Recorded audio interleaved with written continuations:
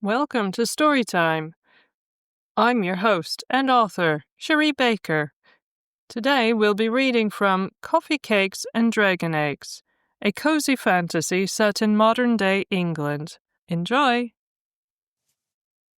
Chapter 10. Eliza loved biscuit-making day, since baking was one of her favourite chores. Shame it only came once a week. She climbed on top of the counter to pull the flour, sugar, and various spices from the oak wall cupboard, poured all the ingredients into a ceramic bowl. There was no need to measure anything. After making the recipe so many times, Eliza just knew what looked right. She'd started to blend the chocolate chips into the mix when a deep bell tone echoed through the kitchen. Eliza looked down the hall fearfully. Violet waved at the door. "Be a dear, see who that is."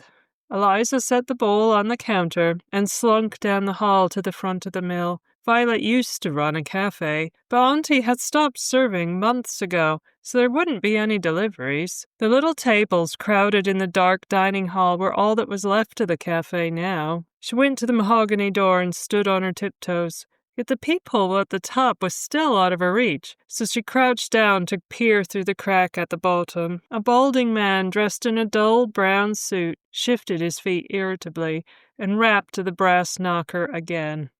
"Violet! You wanted to see me! Hurry up already and let me in!" His bare head and nondescript suit made him look like a dustbin man, but the watch adorning his thin wrist flashed silver. Eliza shrank back. He seemed very upset about something, and that fancy sparkling watch couldn't belong to a delivery driver. Eliza ran back to the kitchen, slipped on the ceramic tiles, and slid to a stop on her rump. Her tail thwacked into Violet's chair. Violet shifted her seat back and dropped a spoonful of biscuit dough onto the baking tray. "Who was that at the door, dear?" "A bald man with a suit that's all brown and green, and he's got diamonds on his wrist clock. That makes him a nasty thief, or something. We need to hide before he steals us, too." Eliza scrambled to her feet and grabbed her aunt's bony hand, tugging at her to get up. "I don't doubt he's a scoundrel." Violet twisted free of Eliza's grip. "But he's probably your cousin Toby. I asked him to come, so go let him in, dear. We'll have tea in the cafe." Eliza crossed her arms. "No! Toby was mean. She didn't want to even think about him, let alone see him again. I should check on the fire. We wouldn't want it to go out." Violet went to the sink to wash the dough off her hands. "For goodness sake, it's the middle of June. We wouldn't need a constant fire if you had your Starstone. Now go and let him in." Eliza licked her lips. Violet was right. The last nugget had done little to restore her belly fire. "But why him?" Violet raised her eyebrow. "I'm not going to live forever. Heavens know how I managed this long. I'm nearly 90. You need younger blood to look after you, madam. He's the last of our lineage. Now, quit being a stubborn moo-moo and show him in." Violet slipped the apron over her head and hung it up, and then started piling sugar and tea bags on a tray without glancing at Eliza. There was no arguing with Auntie when she set her mind on something. Eliza slunk out of the kitchen and down the hall. She padded to the grand mahogany door and turned the key, and when it swung open an inch, she slunk into the dining room to hide under one of the tables shoved in the corner. Obviously, she knew Violet couldn't live forever. There was no reason for Eliza to be nice and have tea with that mean cousin. Toby pushed the door open and strode into the reception room. Eliza curled into herself to hide in the shadows better. Hopefully, if she stayed silent, he wouldn't notice her. He peered behind the counter and then ambled around the rest of the room, tutting at the dust and being very nosy. Eliza looked at the heating vent inches from her paw. As a youngster, whenever she'd heard a carriage, she'd slink inside the tunnels to watch the maids bring out fine tea and fancy little cakes. She even managed to sneak a few crumbs of those divine lumps of pure heaven after the visitors left. However, the perfect hiding spot for a young hatchling looked a lot smaller than she remembered. Toby's curious poking and prodding moved into the cafe. inching ever closer to the shadow cast by the heavy oak table where Eliza was hiding. She glanced at the vent again. Her heart fluttered faster with every step he took. Even if she squeezed her wings tightly to her sides, she probably wouldn't get in. And he was going to see her. I wish I still fit. As soon as she muttered the words, Eliza felt herself shrinking. It was that, or the world was growing bigger. Dizziness washed over her, and she flung a paw on the wall to steady herself. Within moments, the tabletop loomed several feet over her head. Panic twisted Eliza's gut. How could this be happening? She'd only ever grown bigger before, and never this quickly. Toby's shoes, that were nearly as tall as Eliza now, clumped towards the table. There was no time to worry about why she might be shrinking. He'd see her any moment, and her tail still had a kink in it from the last encounter with this bully. Eliza wriggled inside the vent and cowered in the dark. Toby's feet stopped at the table's edge. Had he seen her? Before Eliza could shift further into the gloom, the clink of crockery rattled down the hall in time with a pair of slow but steady footsteps. Toby turned towards the sound. "That you, Violet?" "Who else would it be?" When he huffed an exasperated sigh, Eliza clenched her paws into a fist. If he was mean to Auntie, she'd scratch his face off. The feet marched out of Eliza's narrow view of the room. The lights flicked on. "Why are you skulking around in the dark, Violet? You having trouble paying your bills?" Violet's trainers plodded into the cafe. "About time you paid us a visit." "Us? Who are you shacking up with?" Toby's foot tapped an annoying little rhythm.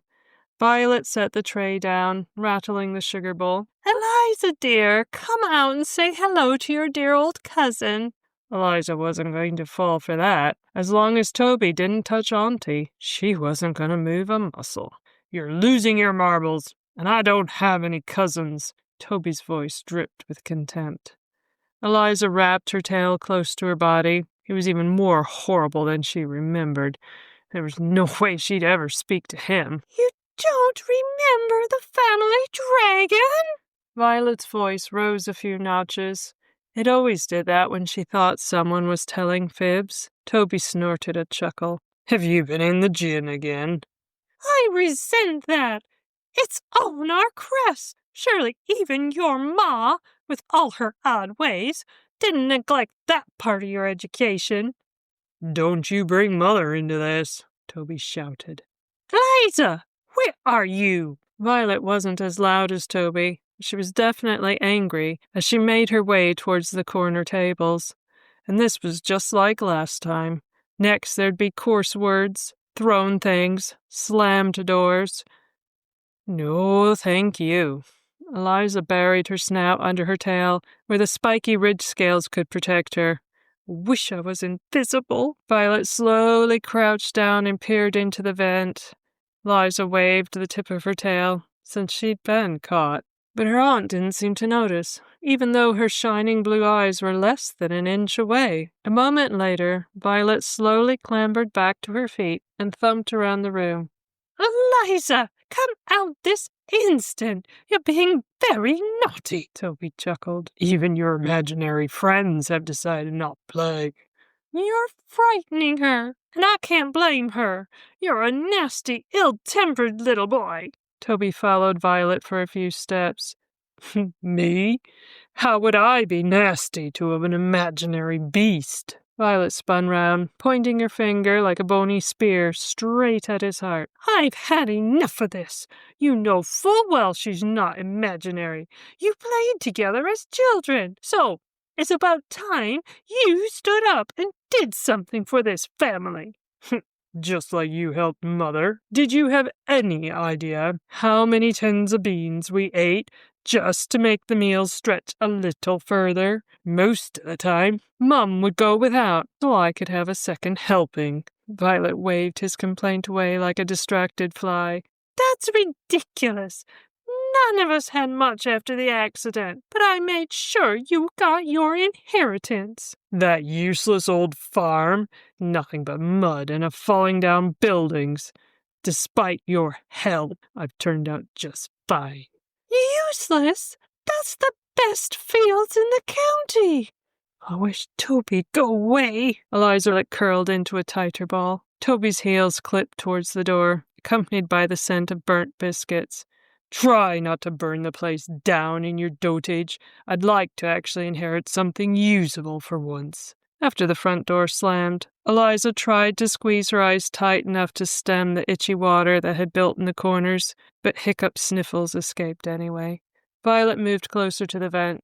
Heavens knows how you got in there, but I can hear you blubbering. Come out, now. Eliza wriggled through the vent, her body expanding back to normal size. Violet grabbed the table with white knuckles. How on earth did you do that? I just wanted to hide. The last of Eliza's tail ridges caught on the grid. She turned back to tug with both paws to free herself. You just wanted to. Violet shook her head. That doesn't explain anything. Eliza raced over to her aunt, burying her head in Violet's arms. He was so. Violet patted the dragon's back. Age hasn't improved, Master Toby, but hiding is very... Oh, I won't call it naughty, but your stubbornness is going to get you killed. You need Starstone. Toby's the only one who can get it. Eliza wiped the tears back with the side of her paw. But I'm a big girl now, really. Sugar works just fine. It keeps my fire stoked. Eliza stroked Eliza's ear fronds. I've no doubt about you, my dear, but sugar will only get you so far. You must have the stone. And sadly, that means you're going to have to rely on Toby. Eliza hung her head, studying the floorboards. Living with Toby would be awful. He was so mean, not to mention creepy and gross. Maybe we could ask someone else? Like that carpenter? What's her name? Karen? Violet lifted Eliza's chin. None of that now. You know, we can't tell regular folks about you. They wouldn't understand. But that's stupid. Violet sagged. It certainly is, but that's the way the world works. Anything different is feared, hunted down and destroyed rather than embraced for the wonderful joy it can bring this rather dull place we all live in. So the zombies have taken over? Eliza plopped her haunches on the parquet floor. Violet chuckled. In a way, yes, I suppose they have. Now don't you worry, there's no one coming to eat our brains. So why don't you just throw out those burnt biscuits and we'll start a fresh batch? Eliza scrambled upright. Oh, I'd nearly forgotten those. She held out her elbow to Violet. I wish there was somebody nice that could get us some starstone. Me too, dear. But we have to make do with what we have. Maybe Eliza could convince Violet to ask one of the folks who used to spin wool here, or the artist, or the craft people in the workshops, or the patrons in the cafe. Any of them would be better than Toby. She just needed to convince Violet. If you've enjoyed this section, please like and subscribe. New chapters will be recorded weekly. Alternatively, check out the description for places to purchase the book.